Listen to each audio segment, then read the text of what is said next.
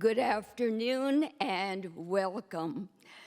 For those of you I have not had the pleasure of meeting, I'm Rabbi Sally Olens, Rabbi Emeritus at Temple Isaiah in Palm Springs. And I would like to welcome our cantorial soloist and my great friend, Alan Scott. I have been Harold's rabbi for 20 years, and it is a privilege and an honor to celebrate Harold's life with you. I'd like to begin with a meditation, and I have chosen one that encompasses many things in nature that Harold loved. O source of life, keep us in awe of sunrise and sunset, rainbows, moonlight, and stars, seasons melting into seasons. Keep us in wonder of things grand, as mountains and oceans, as humble as dandelions and daisies, as miraculous as butterflies emerging from cocoons. Let us find joy in ordinary days, contentment in quiet living, delight in small pleasures. And let us embrace happiness. Let us celebrate life. Let us praise you, O God. Every life is precious. Each loss takes something from us and from the fabric of the human family. And just being here together expresses feelings which go far beyond our words. So let us keep in our hearts, Harold is at peace. Harold is with God. Harold is free. The great wisdom of the author of Psalm 23 tells us that the loss of a loved one is painful only because life is good and life is precious. And we must take comfort in knowing that God takes us by the hand and guides us through the valley of the shadow of death until we come out again into the sunlight onto the other side.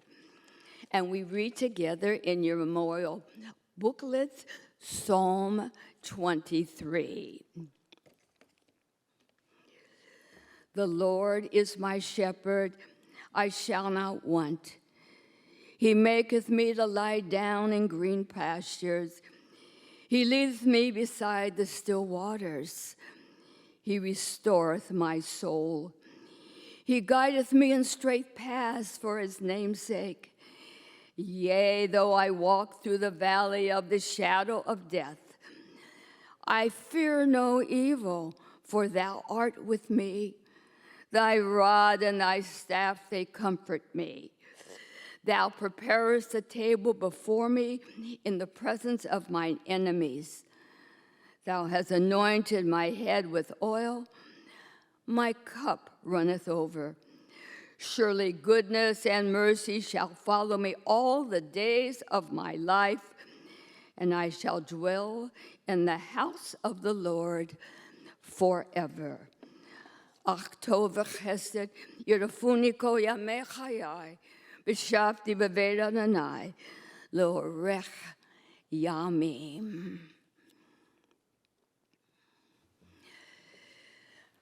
From the book of Ecclesiastes comes the beautiful words to everything, turn, turn, turn. There is a season, turn, turn, turn, and a time for every purpose under heaven. To everything turn, turn, turn. There is a season, turn, turn, turn.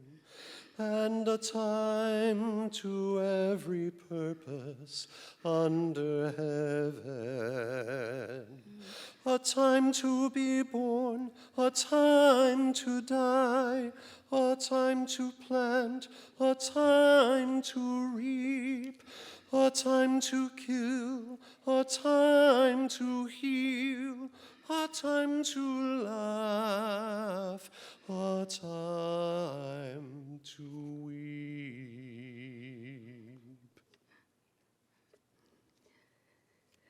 To everything turn, turn, turn. A time to be born and a time to die, a time to laugh and a time to weep. And for those of us here, it is truly a time to weep.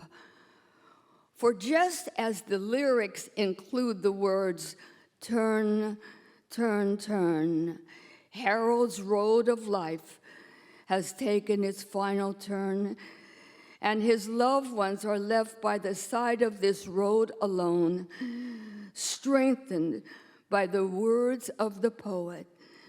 Dirachecha darchei noam, v'chol netivotecha shalom. To everything turn, turn, turn. There is a season, turn, turn, turn. And a time to every purpose under heaven. A time of love, a time of hate, a time of war, a time of peace, a time you may embrace, a time to refrain from embracing. For its ways are ways of pleasantness, and all its paths are peace. And now our beloved Harold has been given the path to eternal peace. Yes, there is a season to be born and a season to die. There is a time to build up and a time to break down. And it seems that in the span of our lives, we're given so little time to accomplish all of our earthly tasks. To everything turn, turn, turn. There is a season, turn, turn, turn. And a time to every purpose under heaven. A time to build up, a time to break down, a time to dance, a time to mourn, a time to cast away stones, a time to gather stones together. The psalmist poetically likened us to a flower which blossoms and brings beauty and fragrance into our world, and at its appointed time withers. And while we are saddened when we remember the flower which has now been taken from our midst, we must also be gladdened that we were part of the bouquet. To everything turn, turn, turn. There is a season, turn, turn, turn. And a time to every purpose under heaven. Ecclesiastes ends the poem with the words, "A time to embrace." And that is why we are gathered here, to give one final, everlasting embrace to Harold. To everything, turn, turn, turn. There is a season, turn, turn, turn, and a time for every purpose under heaven. To everything turn, turn, turn. There is a season, turn, turn, turn. And a time to every purpose under heaven. To everything turn, turn, turn. There is a season, turn, turn, turn, and a time for every purpose under heaven. Our beloved Harold. He was affectionately known as Mr. Palm Springs. He was born in Newark, New Jersey on July 4th, 1937. He had loving parents, and Harold had a special devotion to his mother. But the family did struggle financially, and as a young boy, Harold tried to help by delivering newspapers and selling seeds and dog food door to door. His goal in those early days was to be a baseball player. But that dream did not last very long. But Harold's love for the game never ended. He's been a Dodger devotee from the very beginning. Harold then thought he would like to be a sports writer. And after high school, he did get a job as a sports journalist. And he was able to drive with the Yankees and even had conversations with Casey Stengel. But Harold's dyslexia made it hard for him to write. And he said, quote, "If I can't do this well, I will do something I can do well." And as we all know, Harold was a born salesman. And he went into advertising and printing business where his father was now working. In the early 70s, he had the idea to start his own free weekly newspaper that would be delivered to every home in a specific area, giving independent supermarkets and drugstores an advantage over businesses relying on paid newspapers. And of course, it became extremely successful. And Harold then published through his own New Jersey-based company, CBA Industries. At the age of 35, he retired. Harold had made lots of money and wanted a vacation for a few weeks in Acapulco. The few weeks turned out to be 11 years. And even though Harold was not going to make it as a professional baseball player, he was indeed a very good athlete. He was a terrific swimmer, he water skied, and he was an excellent tennis player. But after 11 years, he was bored of a life of leisure and moved back to New Jersey to continue his career. In Harold's personal life, he was divorced. He had a son, Devin, who lives in Seattle, and a daughter, Laura, who lives in Coronado, California, along with two loving granddaughters, Elizabeth and Emily, and a nephew, Jason. And of course, he has been with his loving life partner, Shelley Reed, for 25 years. On a vacation to Palm Springs, Harold fell in love with the community here and he wanted to live there, at least for 8 months out of the year. He found his perfect home, bought it, and has lived there ever since with his life partner, Shelley Reed, and his 2 King Charles Spaniels, Buster 1 and Buster 2. During the 4 months that they did not live here, Harold and Shelley lived in Washington, Connecticut.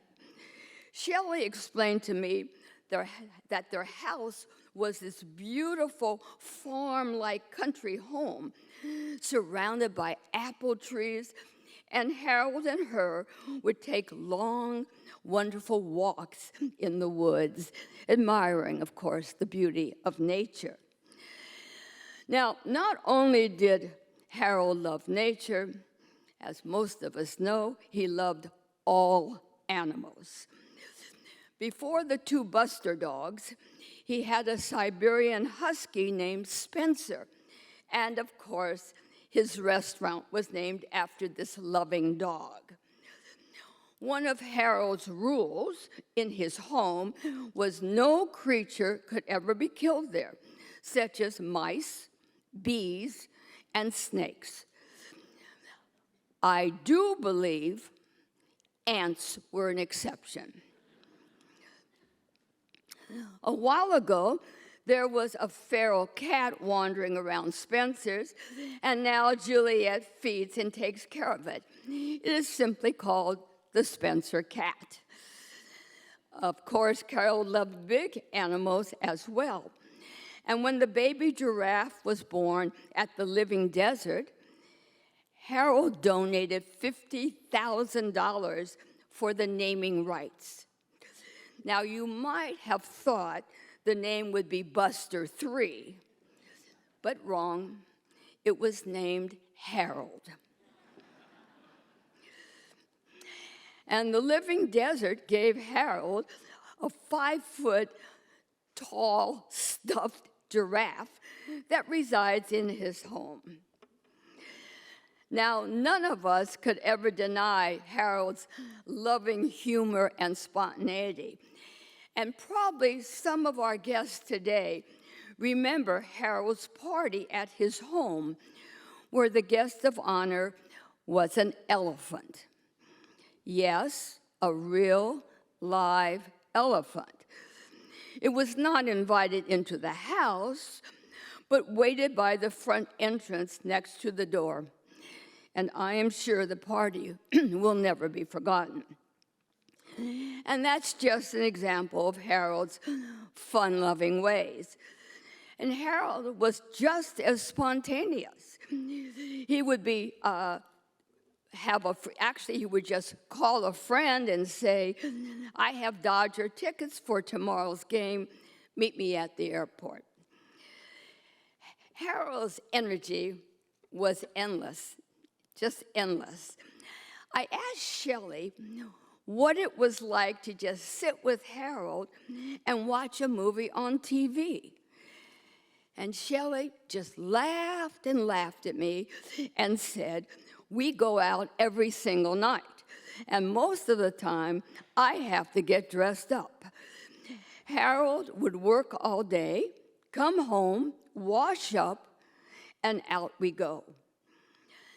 I also asked Shelley about the Matzner uniform, and she explained that Harold was colorblind, and so he wore black not to have to deal with the problem. Black pants, black shirt, black jacket, but always, it seemed to me, a colorful tie. And what about his white tennis shoes? Shelley said he had many nice dress shoes in his closet, which I'm sure he did, but his dress shoes hurt his feet. So tennis shoes it was. Harold had one thing on his bucket list that I believe was not completed.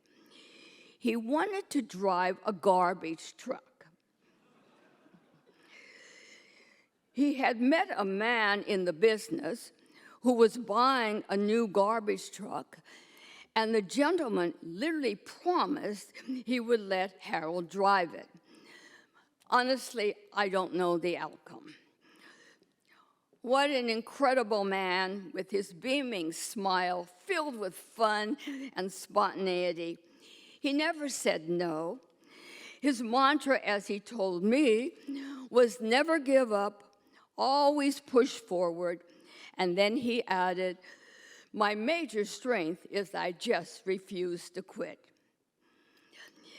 He had such an amazing memory for facts and details, and he could always recall them when necessary. He also had the ability to see exactly what was wrong and what needed to be done to fix it. He had such a strong moral value, actually moral values, and always took the high road. And thus, Harold made hundreds of thousands of lives better in this valley. And as we say in Hebrew, he had such a beautiful neshama, such a beautiful soul.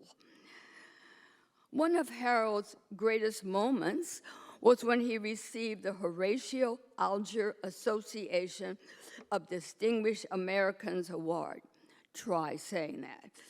He was named one of 11 national recipients in 2017.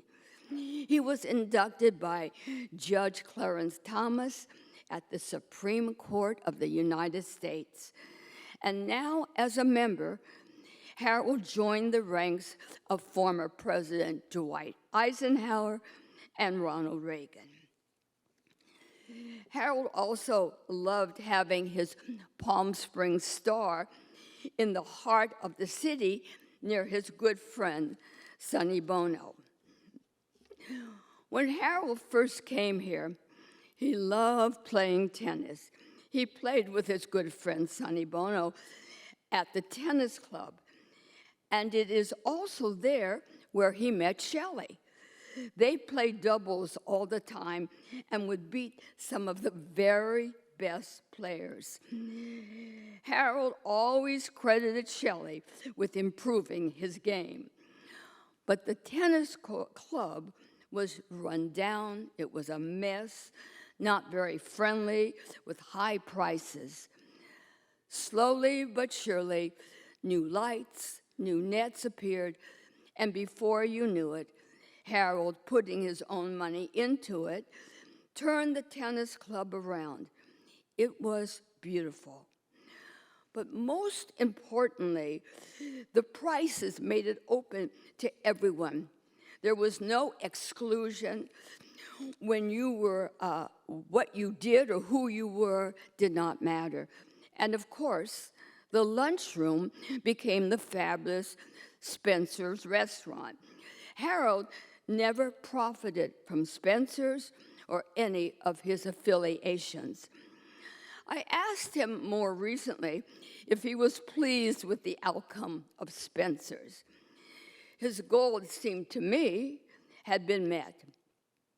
His answer: the dogs get 5 stars, and the humans get 4 stars. Another important event for Harold was the International Film Festival here in Palm Springs. Again, his friend Sonny Bono came to him with an idea, and Harold believed it could be a world-class act, which it is today. But the first film festival was not doing well, and Harold bought all the remaining tickets and distributed them to family and friends. He bought the tickets in order to save the event. Again, it was not about the money. It was making something successful that was not doing well. And in the end, Harold was so proud of Sonny Bono's vision of making the Palm Springs International Film Festival the Cannes Film Festival of the West. Harold, in his interview, in one of his many interviews, I should add, said that he believed his greatest accomplishment was leading the passage in 2011 of Palm Springs Measure J, which would increase the sales tax by 1%, but it would help to fund the downtown revitalization program, which would also allow to rebuild the city's infrastructure. Oh my, such an amazing man. Oh, Harold, it's so hard to say goodbye to you. The love you had for our community and for our people will never be forgotten. We love you so much, Harold.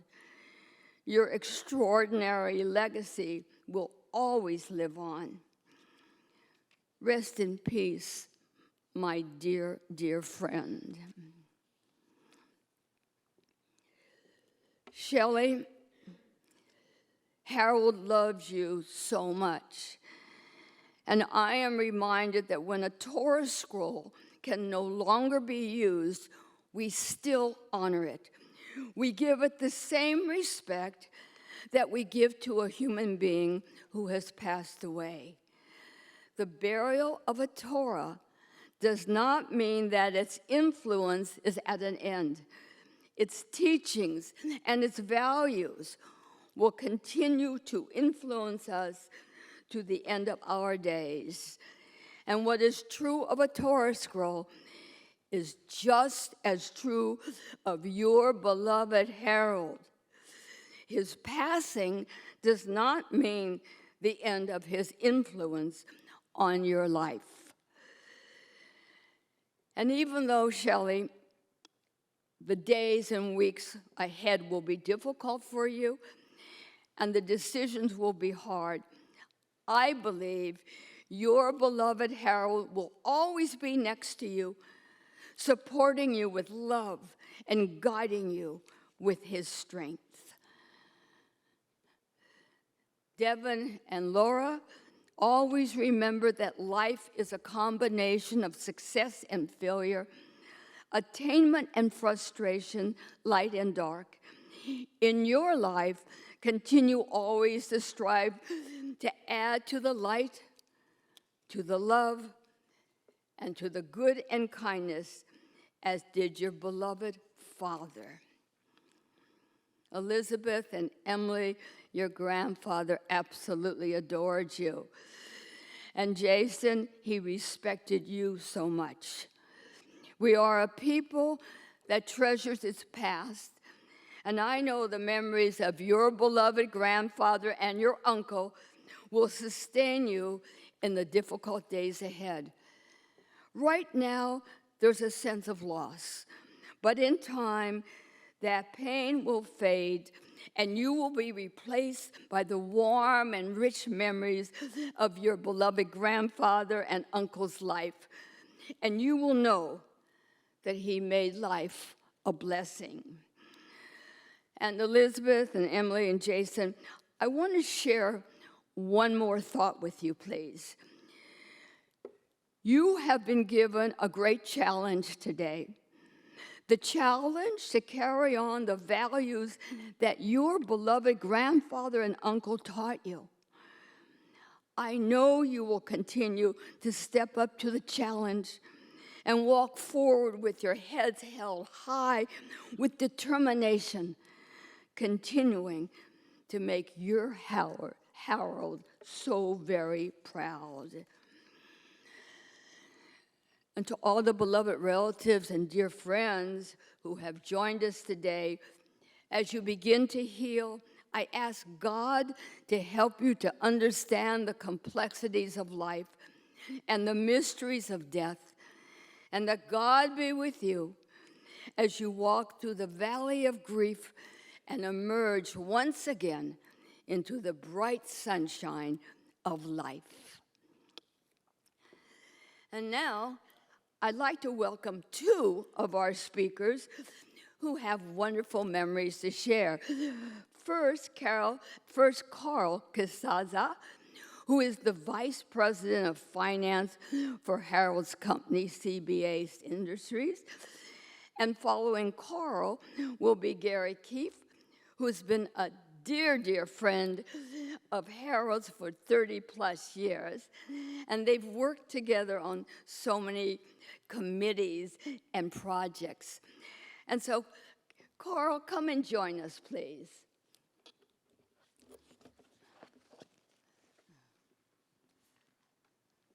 Thank you, Rabbi Sally. That was beautiful.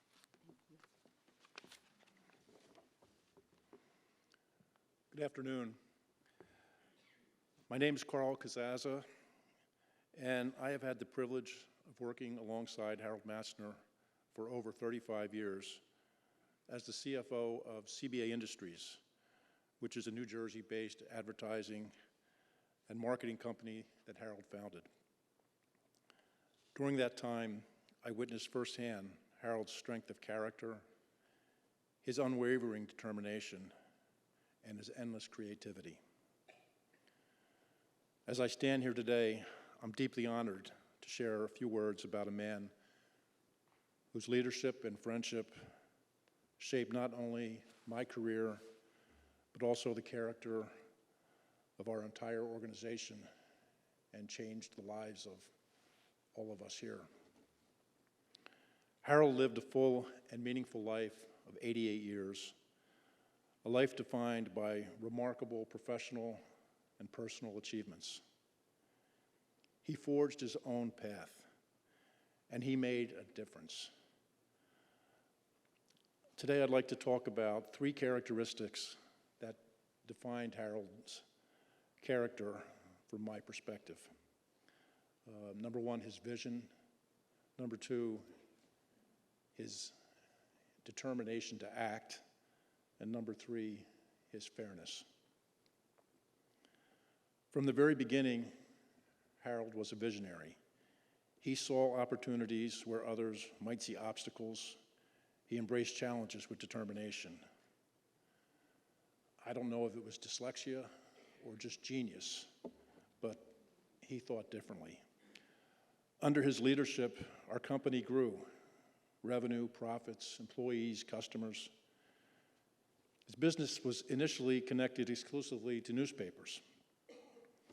And as the world changed, as newspapers started to decline in circulation, Harold conceived and negotiated partnerships, and he invested in technology and systems to create distribution systems that offered advertisers an effective way to continue to reach their customers.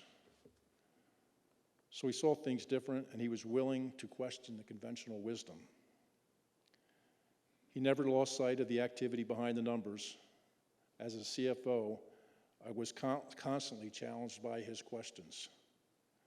I was inspired by his ability to balance the numbers on a piece of paper with the stories behind the numbers. The second characteristic was his determination to act. Harold was a man of action. He was determined, and he never waited for an opportunity to find him. One story I remember took place when I met Harold in January of 1990. At that time, Harold was expanding his company's operations to create a distribution network for 1.5 million homes for a key customer in the Philadelphia market. It's 1.5 million homes every week. It was an ambitious undertaking in a very short period of time. At the time, what struck me wasn't the ambition of the plan, though it really was immense. It was Harold's presence on the ground. He didn't sit behind a desk issuing orders. He personally recruited a team of employees and partners. He worked side by side with the employees. He assembled packages in the warehouse. He met with customers. He rode delivery routes. He challenged everybody to work hard by his example.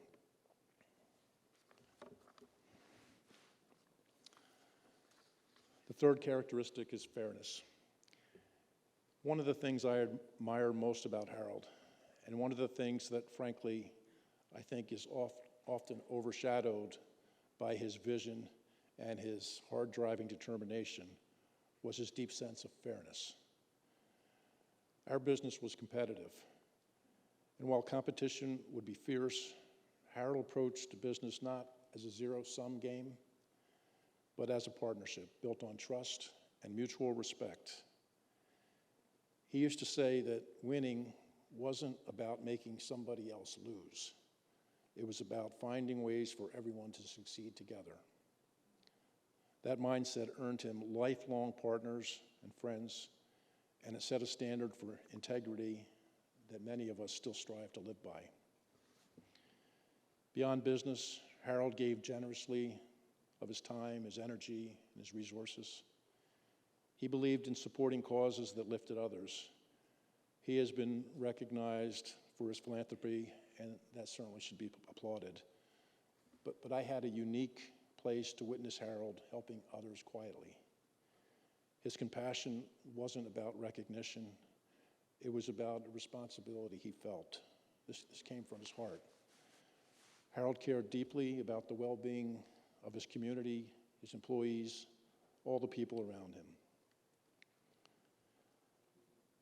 I mentioned earlier that Harold forged his own path through life. He did not always follow the easy route. He followed the route that he knew was best. And if there wasn't a route, he went out and he made it. That required perseverance, and as a result, and through it all, he made a difference in the lives of many people. Everybody here today, everybody watching this celebration, many others have been changed by Harold's life. He made a difference. I am reminded of a verse by Robert Frost. 2 roads diverged in a wood, and I took the one less traveled by, and that has made all the difference. I will close with these words of gratitude and remembrance. Harold, your life was a testament to what steadfastness and vision can create.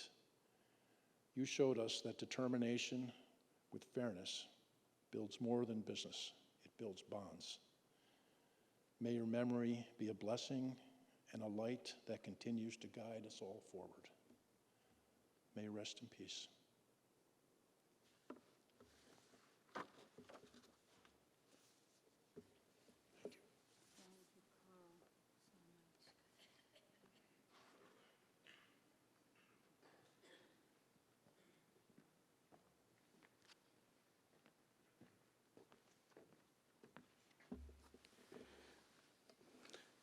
Is it just me? It's very intimidating. I got Harold on my left and the rabbi on my right. You know, it reminded me about, 5 or 6 years ago, Harold wasn't feeling well. And he said, Gary, I need you to go and do the welcome at the film festival gala. So I said, okay, I can do that. He said, just a minute or so. And I said, okay, I can do that. So I wrote up a welcome, thanks everybody for coming, and I sent it to him, and he called me up. He said, no, you've got to make sure that you tell everybody that we've got snipers in the ceiling. Oh, okay, Harold. And so I wrote it again, and he called back. He said, oh, no, you got to tell them we've got 1,000 guys out there with guns to protect them, so they're okay. Okay, Harold. And make sure you tell them about the tank or whatever that thing is that he bought. Okay, Harold. Or he said, and make sure you tell them to have a good time. So I go to the film festival, right? Now, Harold was in that electric thing he had, and he's backstage. And I've got his speech, reworded how he wanted it and all that kind. So he says, how's it going, bud? I said, no, it's fine. I'll do it. He said, good, don't screw up. So as I'm standing here, I'm thinking Harold's looking down at me, say, don't screw up. So boss, here goes. So Rabbi mentioned that I was the chairman of the McCallum. I consider it the substitute chairman. Harold was our chairman for 14, 15 years, something like that. As far as I'm concerned, that's his job for life. I'll fill in for a few years, but Harold's really the chairman of the McCallum. And I just want to say welcome to all of you for being here. On behalf of the 130,000 people who visit the McCallum every year and the 40,000 kids who are in our educational program, and our board of trustees and our wonderful staff that's here today, I just want to say welcome to the McCallum. This is really what I consider Harold's home away from home. I think like you, I've dreaded this day. I think we all knew it was coming, but we hoped that it never would. I think like many of you, Harold was my mentor and my advisor. Most of all, he was my friend. And I think in a way, he was my older brother. You probably wouldn't like it that I said older brother, but he was my older brother. You know, Harold advised me and he counseled me. He consoled me at times, and periodically he gave me a whoop up the side of the head or a kick in the butt. But, you know, I'm going to miss those kicks. I really am. I first met Harold about 30 years ago. Barry and I had just moved to the Valley permanently, full-time, and we both thought that our career and our plans and the expectations had slowed down. So I decided to join the tennis club, which actually was a real dump at the time. So 3 times a week, I'd go over to the little snack bar. There was no Spencer's. It was a counter, a couple of bad lawn chairs out there. I'd have a bad cup of coffee in a styrofoam cup, and I'd sit there for someone to walk by and ask me to play doubles, because you had to play doubles. I always remember, I was about 45 at the time, and some old scudder would come by and he said, "Hey, kid, you want to play doubles?" And I thought, I love this town. I'm a kid, you know. I'm like 45 years old, this is perfect. After about 6 months, I noticed that, as Rabbi mentioned, the place was getting spruced up. There were flowers and new nets and surfaces, and then they started putting in lights. And I asked a friend of mine who I used to play with, I said, "What's going on?" And she said, "I don't know, but there's some dude from New Jersey who joined the club, and he asked if he could fix it up." So he did, all on his own dime. That dude was Harold. So out of the blue, I wrote him a note, tracked him down, wrote him a note, and said, "I don't know who you are, but thanks for fixing up the courts." And he wrote back, "I'm glad you like it. P.S. I don't know who you are either." That was the beginning of my roller coaster friendship with Harold. You know, for the next 30 years, I listened, and hopefully I learned. I used to tease Harold about being so tough and crusty on the outside, but you all know he was a big old wuss on the inside. He was a real softy. About once a month, Harold would call me and he'd say, "We just got a delivery of fresh caviar." Now, I've got a lot of weaknesses, but caviar has got to be my worst. So I'd meet Harold at his table at Spencer's way back at the back of the patio. And there the two of us would sit with fresh blinis and creme fraiche and a tin, I don't know, it felt like 10 pounds of caviar. And, you know, the two of us would scarf it down like the Russians were coming over the mountains or something. And then I say we'd sit there and watch as our arteries clogged up, and we'd commiserate over the state of the world, and local politics, and the Dodgers. God, he loved the Dodgers. You know, when I told Harold that my dad had opened and ran the stadium club at Dodger Stadium, I think that's the thing that really bonded us as blood brothers forever. I truly think we became brothers for life. And let me just talk about that for a second. Let me just talk about life. I think we all know about Harold's overwhelming generosity to just about every cause in the valley.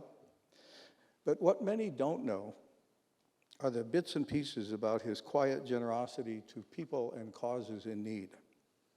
You know, sometimes, and it wasn't often, Harold would slip and he'd mention that someone had their car trashed or their car stolen. The next day, a new car would appear. Or maybe their rent was overdue, or they couldn't pay their medical bills. Well, the car appeared, the rent was brought current, the hospital was paid off. And that was Harold.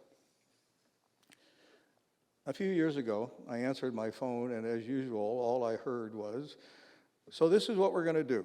You're going to become vice chairman, and then a few months later, I'm going to resign, and you're going to become chairman of the board of the McCallum." I said, "Who is this?" He would just start. You know, I think he started the conversation while he was dialing the phone, because, you know, I jokingly tell people that I was standing in the wrong line at the wrong time. Suddenly, I was at the head of the line at the wrong time, but honestly, it was the best line I've ever been in. So I became chairman of the board of the McCallum Theater. And when I did, I discovered how Harold had rescued this place from disaster, just like the tennis club, just like the film festival, and like many of the people who are here today.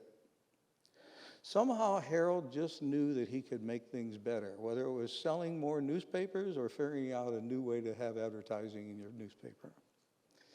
And he did. He said that when Harold was faced with an obstacle, he knew he could figure out a way over or under or around. And if that didn't work, he could always count on a kick in the butt. I want to say thank you, Harold. I'll miss you. We'll all miss you. And our lives are better because you walked amongst us.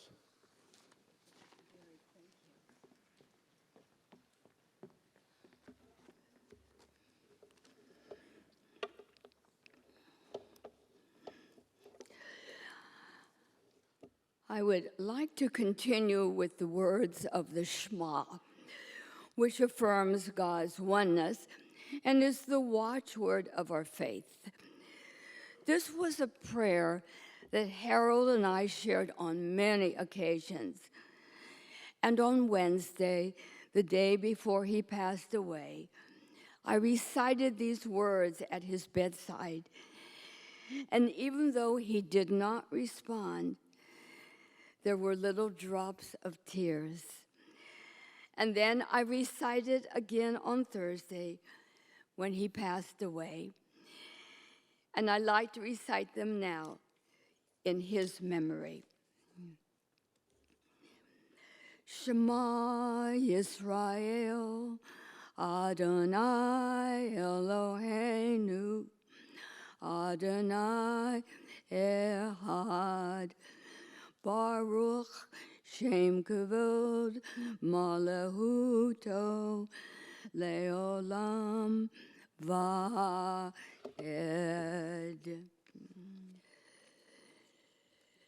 There is a wonderful poem that I think was just meant for Harold. God looked around God's garden, and God found an empty place. God then looked down upon the earth and saw your tired face. God put God's arms around you and lifted you to rest. God saw that the road was getting rough and the hills were hard to climb. So God closed your weary eyelids and whispered, "Peace be thine." It broke our hearts to lose you, but you did not go alone, for part of us went with you the day God called you home. And now I'd like to welcome our last three speakers. We're going to begin with Andy Mills, our wonderful and amazing Chief of Police here in Palm Springs. And following Chief Andy will be Reed Milanovic, who is chairman of the Agua Caliente Band of Kahila Indians. And our last speaker will be Elizabeth Matzner, Harold's loving granddaughter.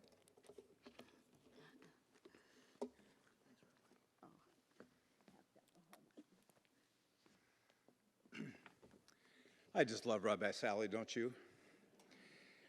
Shelley and Elizabeth and family members and those who loved and admired Harold, on behalf of the City of Palm Springs, Kathy, myself, Bert Spivak, who is Harold's old tennis partner, sitting right down here with 100 years old, literally 100 years old, as well as all of law enforcement in this county, including the District Attorney Mike Estrin and the Sheriff Chad Bianco, who is seated here also. Want you to know you have our heartfelt and deepest sympathies for the loss of Harold. We all enjoyed him immensely. But I knew Harold as a man of conviction. A week after I got here, I was summoned to a planning meeting at the convention center to talk about the film festival. And Christina was there, as well as the convention center staff and my SWAT operators. I remember walking into the meeting, and as the new chief, I decided to do something I'm very unfamiliar with, and that's listening. And so as I sat there listening to this, I remember Christina telling the SWAT commander, well, Harold wants all 7 pieces of heavy armor at the front of the convention center for the gala. And I'm thinking, what? Who's Harold? And why is he telling my SWAT commanders where to park our armored cars? Captain Stern, who now is Captain Stern, leaned over next to me and he goes, Harold bought them. I said, okay, well, we'll put him where he wants.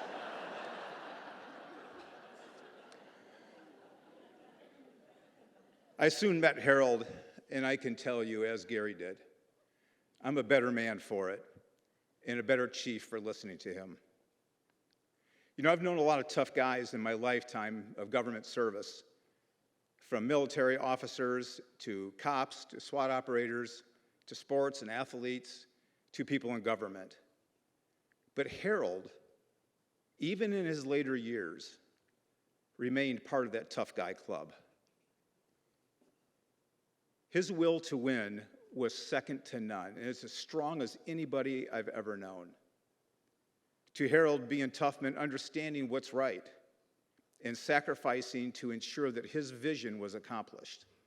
He gave liberally to make sure that that happened, both politically but personally.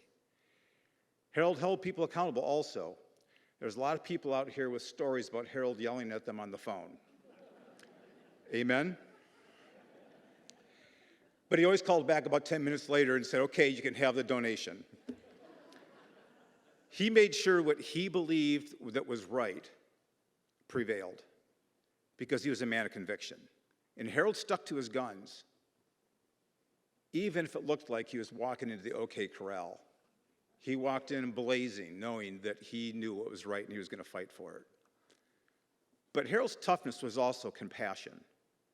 And part of Harold's toughness was this compassion. When we started a new program at the police department called Do the Right Thing, where we reward kids in school with money and vouchers and T-shirts and recognition for doing great things for their community and being civil, Harold gave us seed money to get that thing started. No expectations of ever getting anything back. What most people don't understand about Harold, those that don't know him, is that his legacy of compassion was for people not in the spotlight. They're the people that the average person would just walk by and not even recognize. But Harold recognized them. They didn't expect anything or ask for anything, but Harold was still their champion. When my friend Bert Spivak's wife was very sick and time was crucial,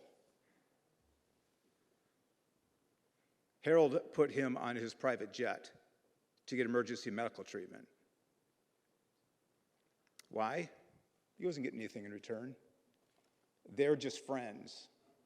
And that's how Harold treated his friends. Harold was also fiercely loyal. If you earned Harold's confidence, not much could separate you from that. Earning his confidence was not given easily. I had to earn it. And I remember the first time meeting Harold. I was in the convention center. I walked up and he had his little scooter, I think it was the red one. And he came rolling up to me pretty quickly and reefed on the brakes and looks at me and says, "So you're the new police chief?" And before I could say something, he goes, "I hear a lot of people like you, but I don't know why." Harold, really? Well, we became friends. And I think that over time he learned why, but I earned his friendship and learned about his commitment to law enforcement. I enjoyed his regular phone calls and check-ins. I remember one time he called me and said, "Andy, I'm one of the most high-profile Jews in the valley here. I think that some crazy Hamas people are going to come try to get me." True, Elizabeth? I said, "Harold, I think you're okay." He goes, "Oh, no. I want you to find some cops to come up here with guns, big ones, and protect me. You got some snipers I can use?" I said, "No, but Chad Bianco does." I said, hey, Harold, I think we're going to be okay. The intelligence is pretty flat right now. There's nothing significant. He goes, well, come to think of it, I'm not the most high-profile Jew in the Valley. We've got Barry Manilow here also. I said, yeah, but Barry's got Gary, so he's safe. And Jeff Bernstein. He goes, oh, and you too, but I'm going to hire somebody. So he did. He hired somebody to stand in the room with him all night long. Next morning, he calls me up. He goes, okay, that was creepy.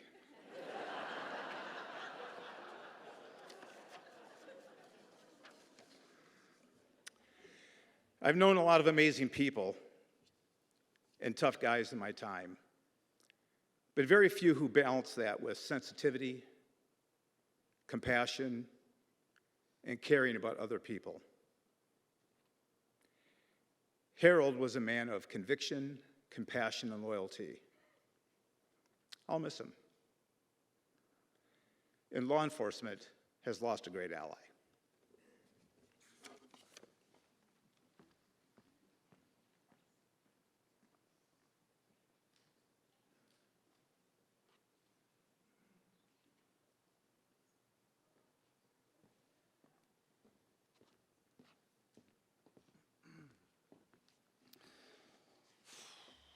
Good evening, everyone. For those of you who don't know me, my name is Reed Milanovich, and I have the pleasure of serving as the chairman of the Agua Caliente Band of Kuya Indians. And I have the privilege of calling myself a friend of Harold's, my entire family, good friends of Harold.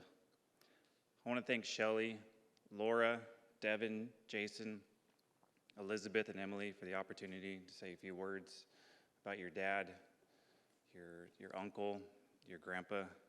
What a great man he was. I first met Harold over 20 years ago through my father, someone many of you here know well, Richard Milanovich. My dad met a lot of people, and he spent time with a lot of those people. But it was clear from the very beginning that Harold was someone different. He was obviously someone very special. I remember the first time that I met him, he shook my hand, he looked me directly in the eyes, and he told me how grateful he was to meet me. And over the years, I'd see him at so many of the wonderful events that we're lucky to have here in this valley, and felt like he was everywhere. I think because he literally was everywhere. No matter where we were, Harold would always make the time to come over to myself, my mom and sister and brother, just to come say hello, to come check in, and everyone knew how busy Harold was at these events. He had a line of people wanting to come talk to him. And people spoke so highly of him, my dad included. It was, Harold this and Harold that. You see him all over the news, in Palm Springs Life, and every publication we have out here. He was literally everywhere. And I just remember thinking to myself, who is this guy? But as time passed, our families grew closer, whether it was through work, through events, and on a personal level. And through that, I got to really know Harold. He'd share stories from his past.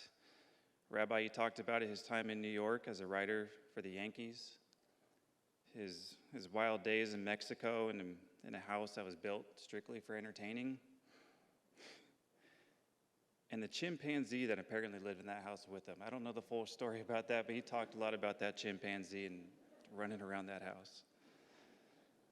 And obviously, of course, he talked about his deep love for this desert that so many of us here call home.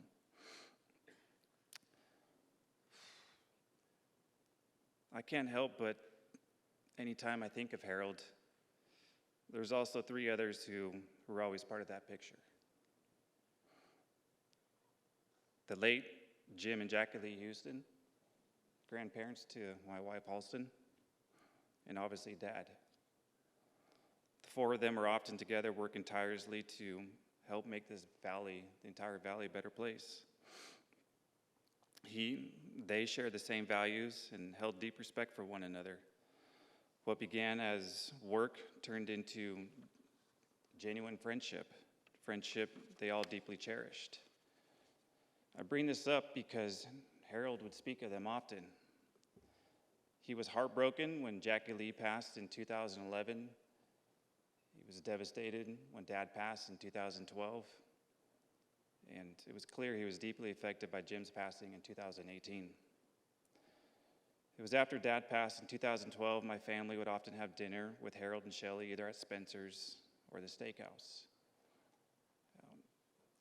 These dinners weren't anything to talk about, anything in particular. It wasn't a formal event, but we would make it a point to sit down for a couple of hours and just talk.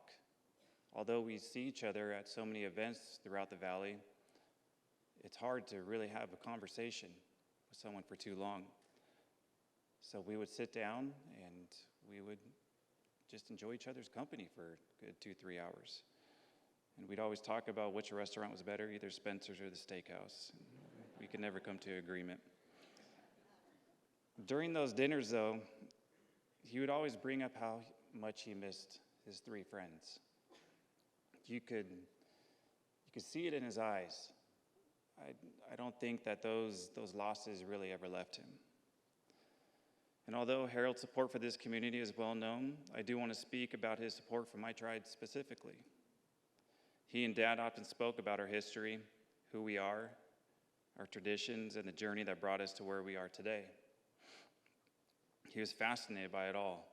I think he really admired our story, especially the journey from adversity to strength and self-reliance. It was something that he could relate to. As someone who didn't come from much and built his way to making himself special and the empire he created, I think he had a lot of respect for what the generations of tribal leaders went through to get to where we are today. It was 10 years ago that my tribe began the Richard M. Milanovich Legacy Hike to help support Native American students and their education. What that is a fundraiser to help Native students across the country pursue their higher education. And Harold didn't just sponsor it every single year, but he'd actually show up in person. And every time I'd thank him, and he'd always just say anything to support my friend Richard and what he would fight for. And last November, when Congressman Ruiz renamed the Palm Springs post office after Dad, Harold was there. We talked about how it wasn't that long ago that tribal people in this area were being persecuted. And now, the United States Federal Building bears the name of a tribal leader who was his friend, close friend. That obviously meant something to him. But Dad wasn't the only tribal leader Harold connected with. He worked with our former chairman, Jeff Gruby, and the late vice chairman, Larry Olinger, as well. It was clear that he valued those relationships and the work that they did for our people. I know I'm running out of time, but I would like to share what Harold meant to me personally. Yes, being around Harold meant exciting moments, like going to the Dodger games or flying to Vegas for the night to see Celine Dion for Mom's birthday. I know we're not the only ones that got to enjoy these special times with him. And I think that's just who he was. It's clear his generosity, but he very much enjoyed spending time with people, and he wanted to show people a good time. He was just a very generous man. But it really went so far beyond that. He was a mentor. He was a confidant, somewhat of a father figure. And most importantly, he was my friend.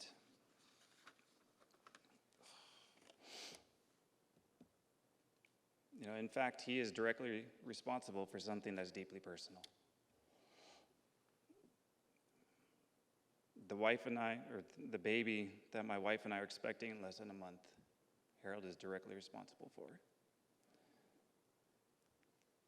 A few weeks before he passed, I was able to talk to him and share the good news.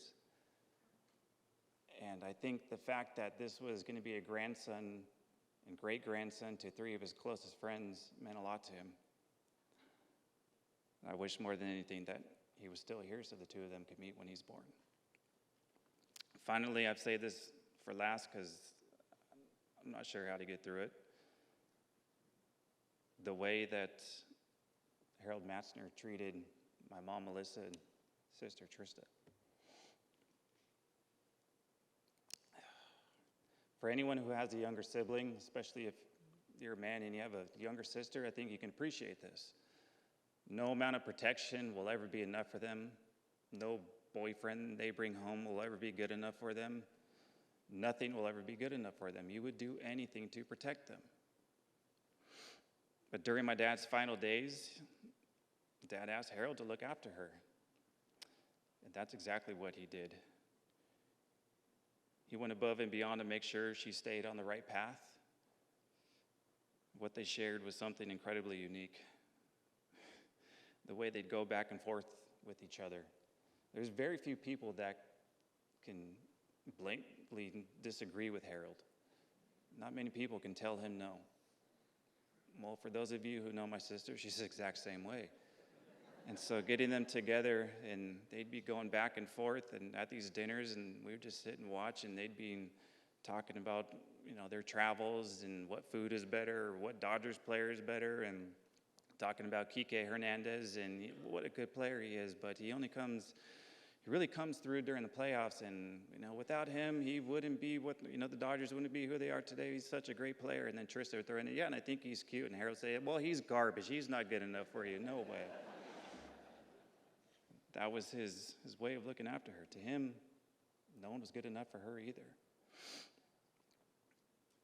Most importantly, they were always there for each other. It didn't matter if it was 9 a.m., 2 a.m., 3 p.m. She could call him, he could call her. They would text each other often. I think she was one of the ones who taught him how to text, and she taught him how to use emojis. And I don't know, I'm sure many of you experienced this, but he would just send a flurry of emojis, and I don't know if he knew what he was doing. But he treated Trista like she was his own flesh and blood. And I know that her life will forever be greater because of it. Harold, I'm going to miss you. It's quite clear that we're all going to miss you. I thank you for your leadership. I'm thankful for his integrity. I'm thankful that he set an example of what it means to be a good person, I think, to sum it up. I thank you for the impact that you had, not just on me and my family, but this entire valley. As a man of faith, I do take comfort in knowing that some are up there right now. You're at a table with Dad and Mr. Houston, sharing stories, laughing, just like old times. During this, I imagine Jackie Lee walking over, although happy to see the band back together again. She's gently scolding each of you for not sitting according to the seating chart she just spent hours creating. Rest easy, Harold. Your legacy is going to live forever. Thank you.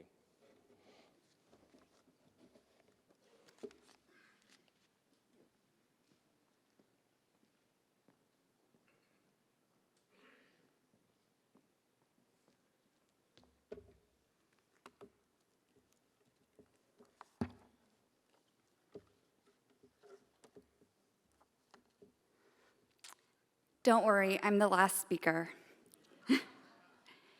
Harold Matzner, my grandfather, or as I call him, Papa, was my favorite person in the entire world. I truly believe he was one of God's favorites for doing the Lord's work here on earth. So I wouldn't be surprised if Papa recently cashed in a favor to say hi to all of us in his own way. Because before he passed, he told me it would take a miracle for the Dodgers to make it back to the World Series this year. And well, go Dodgers. We watched every single game together. And he would often comment, "It must be so stressful to be a baseball manager. What a hard job." And of course, I would laugh, this coming from the man who was metaphorically managing far more than just one team. He was managing an entire league of teams, of countless players and organizations and livelihoods and budgets across 2 different coasts with no off-season. And he went undefeated, often with Mary Graglia as his MVP. He was a legend and a champion, and yet so humble and grounded that he didn't see himself or his successes as any better than anyone else. Papa's outlook was that we are all teammates on the same team, so he went out of his way to lift everyone up. He wanted everyone to win. That was his scoreboard, and that is what fueled him. He was larger than life, with a magical ability to fix any problem. In fact, he would often turn what seemed like a problem into an opportunity. As my mom, his daughter Laura, says, everything he touched turned to gold. In addition to baseball, my grandfather was a big fan of tennis. He would show up to my matches with Shelley, his life partner he met through tennis. And by the way, Papa and Shelley were a championship duo, both on and off the court. It wasn't lost on me that one moment I could see Papa on TV behind home plate at Dodger Stadium with his buddies Aftab, Mary Hart, and Bert Sugarman cheering on the Dodgers, and the next moment he is sitting front row with Shelley at my tennis match, cheering me on with the same enthusiasm. And he had such a love for the game that even though he would, of course, be rooting for me, he would make a point to acknowledge my opponent and say, wow, everyone is playing such good tennis. If it wasn't sports, we'd dive into trials and true crime. Papa was hooked on the ongoing Sonoma County rescue farm trials I was covering, where I saw firsthand the horrors of the dairy farm and egg farm industry, sparking my shift to a fully plant-based diet. It was eye-opening for Papa as well, who was conflicted as an owner of a non-vegan restaurant, yet recognized the failures in the system allowing for this and gave me his full support to help these efforts. He even started ordering regularly from our local vegan spot, Chef Tanya's Kitchen. And he would call me and say proudly, I was vegan today. It meant the world to me because I know he wasn't just supporting them for my sake. He wanted to make sure he did his part to help this local establishment thrive and support their overall mission. Our deepest bond, a love for animals. I ran a neighborhood watch group where sadly most of the calls were injured or stray animals, so I'd often call Papa to ask if he could help cover the medical bills or the rescue costs. He'd usually sigh at first and say, Elizabeth, you can't save every animal. But then he would always end up saying yes. So I think we made a pretty great team. And together we saved countless animals. On that note, if you are also an animal lover, please consider adopting from our overflowing shelters in his honor. And if you do end up adopting in his honor, please be sure to let me know. Papa didn't just save animals, he even employed one. There was a feral cat that sought shelter outside Spencer's restaurant. Papa realized what a great job she did at vermin control, so he added funding for the cat's food into Spencer's budget. To this day, Julietta, Simon, and others at Spencer's give her food and water daily in exchange for her stellar pest control services. Papa is also the reason that the Palm Springs Police Department has a bear. Not an actual animal, but that giant armored vehicle sitting outside is called a bear, Ballistic Engineered Armored Response Tactical SWAT Vehicle. He teamed up with the city to split the funding after 2 officers lost their lives in a hostage situation. Days before he passed, a 22-acre parcel of land where many local wildlife have found refuge was bought by a developer. Papa told me we had to figure out a way to protect the animals, but unfortunately, he never had a chance.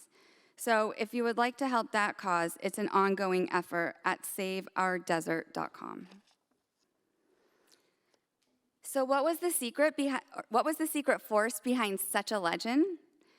Looking back, I think his connection to nature is what kept him so grounded. His home sits on a mountain where he lives among wildlife, and he had a profound appreciation for every living being, from the plants to the animals. With a strict no-harm policy at his home, it was not unusual to sometimes hear screams from the staff in the house when an animal found its way inside the home that had to then be safely escorted back outside, usually by Ethel, Gladys, Eddie, or Erica. As a child, I remember we would swim in his pool, and he taught me how to rescue any bees that sometimes got stuck when they would try to drink the water. His heart truly extended to all life, no matter the size. But my favorite childhood memory was when we'd walk Spencer, his Siberian Husky, which really meant off-roading deep into the desert in his safari-style Land Rover, with Spencer running alongside us, and sometimes with me even riding on the roof. Then we would park and walk around and check the creek's water level and just watch Spencer run free.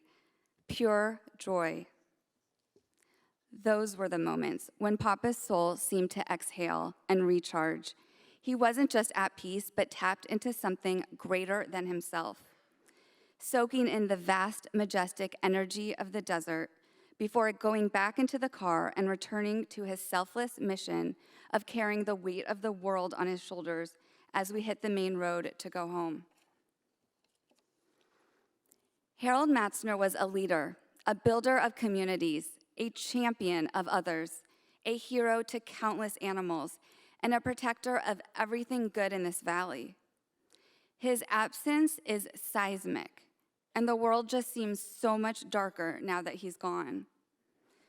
Even in his last days, he embodied such strength and leadership. He was thinking about you, every single one of you. He told me he wished he could cast a blanket of kindness to make sure you all felt appreciated and inspired to continue spreading kindness in this world after he was gone. And while he assured me that he taught me everything I need to know, what I know is I can't possibly keep his spirit alive on my own. It will take a village, a team. It will take everyone in this room rising to the challenge to choose kindness, to look out for one another, to speak up, to care for this valley, this community, and this earth the way he did, as a team player and with the heart and mind of a champion. For my grandfather, leaving the world a better place wasn't just a long-term goal, but a daily goal he lived by. So I ask you, will you please help me keep my grandfather's spirit alive by being the light he used to be in this world? Thank you. I love you, Papa.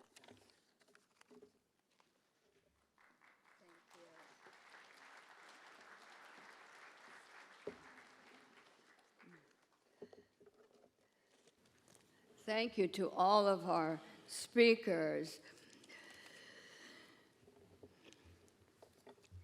And as we bid farewell to our beloved Harold, we echo the words of the heavenly hosts.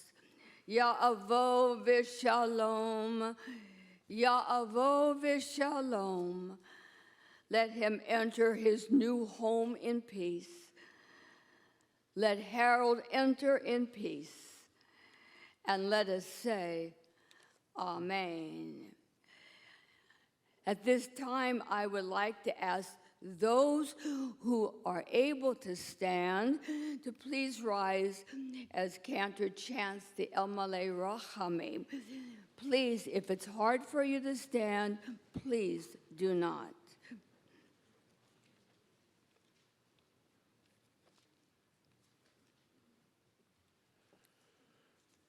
El Malay Rachamim Shuken Bamromim Amtse Menucha Nechona Tachat Kanfie Hashkina Im Keroshim Uteorim Kezohar Hamakia Mazhirim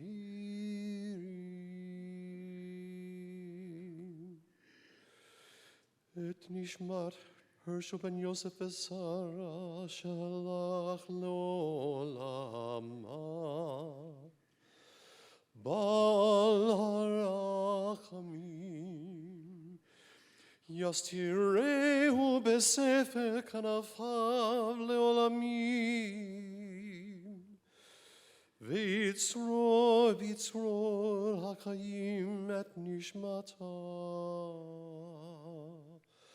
Adonai hu nachalata. Ve'anuach b'shalom al mishkavo. Ve'nomar Amen.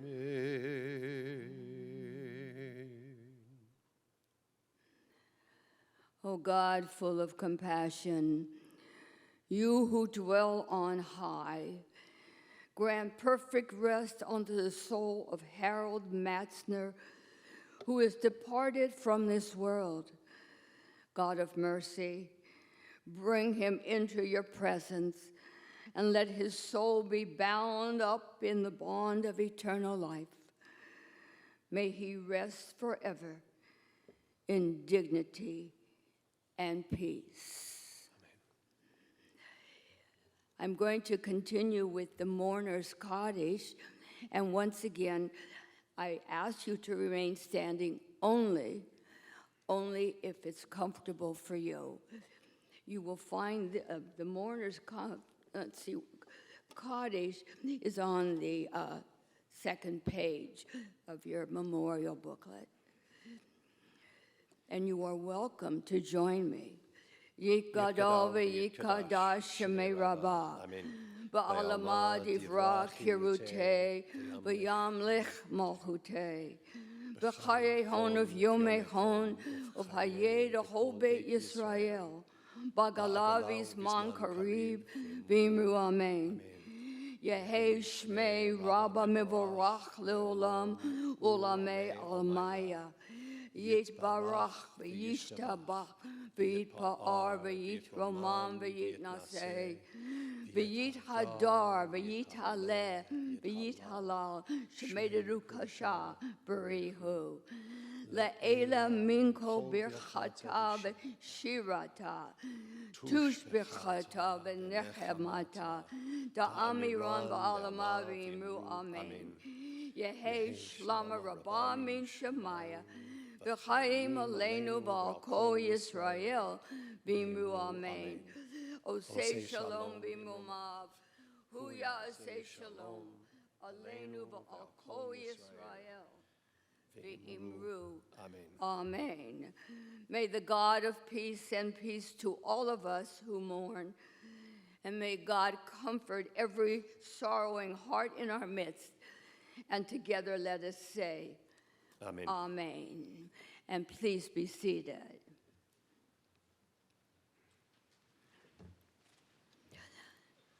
I'd like to close our service with a poem. And I believe that this is a poem in which Harold is saying these words to us. So rather than hearing me, imagine Harold is talking to all of us. It's entitled, I'm Free. Don't grieve for me, for now I'm free. I'm following the path God set for me. I took God's hand when I heard God called. I turned my back and left it all. I could not stay another day to laugh, to love, to work or play. Tasks left undone must stay that way. I found peace at the break of day. If my parting has left a void, then fill it with remembering joy, a friendship shared, a laugh, a kiss. Ah, yes, these things too I will miss. Be not burdened with time of sorrow. My life's been full. I've savored much. Good friends, good times, a loved one's touch. Perhaps my time seemed all too brief. Don't lengthen it now with undue grief. Lift up your heart and share with me. God wanted me now. God set me free. And now I'd like to invite Emily to come and join us to tell us how we're going to find the wonderful reception that we will be attending. Emily Dindal is, of course, the other loving granddaughter of Harold, and I love her. Oh, she's right here. Terrific. Hi, sweetheart.